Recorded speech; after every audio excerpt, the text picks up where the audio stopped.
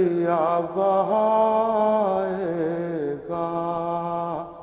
اللہ الرحمن الرحیم۔ السلام علیکم ناظرین محترم، انسانی شعور میں ایک اور برس کا اضافہ، انسانی فکر میں ایک اور سال کا اضافہ، کربلا کا ذکر اپنے پورے جاؤ حشم کے ساتھ، امام حسین علیہ السلام اور ان کے رفقا کی وہ شہادت جو میدان کربلا میں انہوں نے پیش کی، دائمی شہادت جس کا ذکر قیامت تک زندہ و پائندہ رہے گا۔ اس جاویدہ ذکر کے ساتھ ہم آپ کی خدمت میں حاضر ہیں۔ اس سال ہمارا موضوع ہے کربلا منزل بمنزل۔ ہم گفتگو کریں گے ان تمام منزلوں پر، ان تمام حوالوں پر جسے کربلا نے زندہ رکھا ہوا ہے، اور ہمارے ساتھ شریک گفتگو ہیں ممتاز دانشور جناب منتظر عباس نقوی صاحب۔ السلام علیکم نقوی صاحب۔ وعلیکم السلام۔ نقوی صاحب، ذکر کربلا اپنی پورے جاؤ حشم کے ساتھ، ہم پچھلے سال بھی یہاں تھے اور اس سال بھی یہاں بیٹھے۔ تاریخ انسانی میں بہت سے ایسے واقعات ہیں جس میں قربانی کا عنصر بھی پایا جاتا ہے، شہادت کا عنصر بھی پایا جاتا ہے، اور بہت جذبہ بھی پایا جاتا ہے۔ لیکن کیا وجہ ہے کہ ان واقعات کا تذکرہ اس طرح نہیں ہوتا جس طرح واقعہ کربلا کا ہوتا ہے؟ یہ کون سی انفرادیت ہے؟ شکیل صاحب، بنیادی طور پر جتنے بھی واقعات شہادت ہیں وہ سب اپنی جگہ پر عظمت کے پہلو دامن میں سمیٹے ہوئے اور حق و صداقت کی آواز چونکہ بلند کرتے ہوئے واقعات شہادت رونما ہوئے، اس لیے حق کی زندگی اور تابندگی کے ساتھ ساتھ ان کا بھی وجود کسی نہ کسی شکل میں رہتا ہے۔ لیکن واقعات کربلا کا جب ہم پورے کربلا کا جب ہم موازنہ دوسرے ایسے واقعات سے کرتے ہیں، ایثار و قربانی کے واقعات، راہ حق میں قربانی دینے کے واقعات،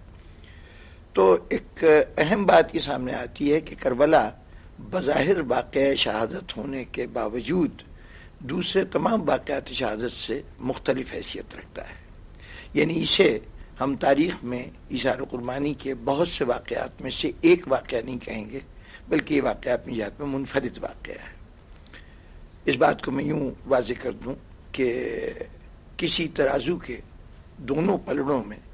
ایک طرف کوئی شے ہوتی ہے اور دوسری طرف کوئی باٹ اوزان ہوتے ہیں جو اس کو وزن کرنے کے لیے ہوتے ہیں۔ ان دونوں کا وزن دیکھنے میں بظاہر برابر ہوتا ہے، لیکن اس کے باوجود اس باٹ کی حیثیت بالکل مختلف ہے اور جو وزن چیز کی جا رہی ہے اس کی حیثیت مختلف ہے، اس لیے کہ جس چیز کا وزن کیا جا رہا ہے یہ اپنے وزن کے تصدیق کے لیے محتاج ہے ان باٹوں کی، اور جبکہ باٹ خود پیمانہ ہیں، معیار ہیں جو یہ بتائیں گے کہ دوسری شے کا وزن کیا ہے۔ کربلا باٹ ہے، وہ پیمانہ ہے، وہ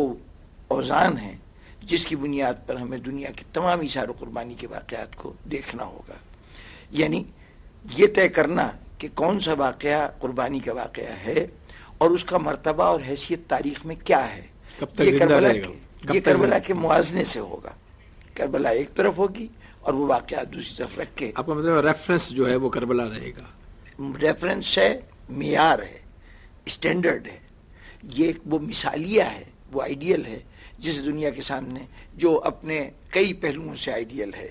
اپنے ان کرداروں کے اعتبار سے جنہوں نے کربلا کا معرکہ سر کیا، یعنی امام حسین اور ان کے ساتھی، ان کی عظمت سے بھی واقعے کی عظمت کا تعین ہوتا ہے۔ پھر وہ مقصد عظیم جس کے لیے امام حسین السلام نے قربانی دی، اس کی عظمت بھی واقعے کی عظمت کا تعین کرتی ہے۔ پھر دشمن اور دشمن کی طرف سے ہونے والے مظالم، یعنی وہ راستے کی صعوبتیں جن کو امام حسین السلام نے جن کا سامنا کیا ہے، وہ طریقہ کار جو امام حسین نے اختیار کیا ہے، وہ بھی اس بات کا تعین کرتا ہے کہ واقعہ کتنا عظیم ہے۔ اور پھر ایک پیمانہ یہ بھی ہے کہ جس وقت یہ منصب شہادت حاصل ہو رہا ہے تو اس وقت شعور شہادت کتنا ہے۔ میدان جنگ میں بہت سے سپاہی جاتے ہیں اور جام شہادت پیتے ہیں، لیکن اس جام شہادت کے پینے میں اس بات کا امکان بہرطور ہوتا ہے کہ ہو سکتا تھا کہ ہم بچ جاتے اور یہاں سے صحیح سلامت واپس چلے جاتے، کربلا میں جتنے لوگ آئے ہیں ان کا گھر سے نکلنے والا قدم اس یقین کے ساتھ ہے کہ ہم جام شہادت پینے جا رہے ہیں، اور یہ یقین ان کے زندگی، اس دنیاوی زندگی کے آخری مرحلے تک ان کے ساتھ ساتھ ہے۔ اتنا شعور شہادت، ادراک شہادت کسی اور واقعہ شہادت میں نہیں ملے گا جو واقعہ کربلا میں ہے۔ ڈاکٹر صاحب، ایک پہلو یہ بھی نکلتا ہے کہ انسانی فطرت یہ ہے کہ غم کی کوئی بھی کیفیت ہو، غم کی شدت کتنی ہی کیوں نہ ہو، وقت کی گرد اسے ڈھانپ لیتی اور زخم مندمل ہو جاتی۔ لیکن یہ ذکر شہادت جو واقع کربلا کے حوالے سے ہے، اس میں یہ کیفیت نہیں پائی جاتی۔ یوں سمجھیے کہ کربلا جہاں تاریخ انسانی کا ایک غیر معمولی عظیم ترین واقعہ ہے جو ایک مثالیے کی حیثیت رکھتا ہے، جیسے میں نے عرض کیا، اس کے ساتھ اللہ نے کچھ ایسی خصوصی چیزیں وابستہ کی ہیں جو کسی اور واقعے کو عطا نہیں ہوئی، اس لیے کہ یہ شہادت عظمیٰ تھی، اور عظمیٰ ہونے کے حوالے سے اس میں کچھ انفرادیت تھی۔ اس انفرادیت میں ایک بڑی بات فطرت انسانی میں یہ ایک اہم پہلو جس کی طرف آپ نے نشاندہی کی کہ کوئی بھی جذبہ ہو، غم کی بات نہیں، غم ہو، خوشی ہو، یہ سب جذبے جو ہیں یہ بڑے لمحاتی ہوتے ہیں۔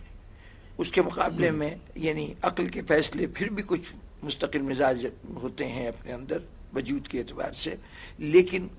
خوشی اور غم کی جیسے جذبے جو ہیں وہ کچھ دیر کے لیے ہوتے ہیں اور اس کے بعد مندمل ہو جاتے ہیں۔ بعد میں وہ ایک تاریخ کا واقعہ تو ہوتے ہیں، یعنی وہ جو غم کا مرحلہ آیا تھا یا خوشی کا مرحلہ آیا تھا وہ میری زندگی کے واقعات میں سے ایک واقعہ تو ہوگا، اور اسے یاد کر کے میں تھوڑا سا خوشگوار کیفیت اور ناگوار کیفیت محسوس کر سکتا ہوں۔ لیکن کربلا میں یہ غیر معمولی صلاحیت قدرت نے ودیعت کی کہ یہ جب بھی دہرایا جاتا ہے تو غم و اندوہ کی وہ کیفیت جو اس کے پہلی مرتبہ سماعت کے نتیجے میں ہونی تھی وہ آج بھی پیدا کرنے کی اس میں صلاحیت ہے۔ غالباً اس کی بنیادی وجہ یہ تھی کہ کربلا کے ذریعے سے اسلام کی بقا کے رشتے کو جوڑ دیا گیا تھا۔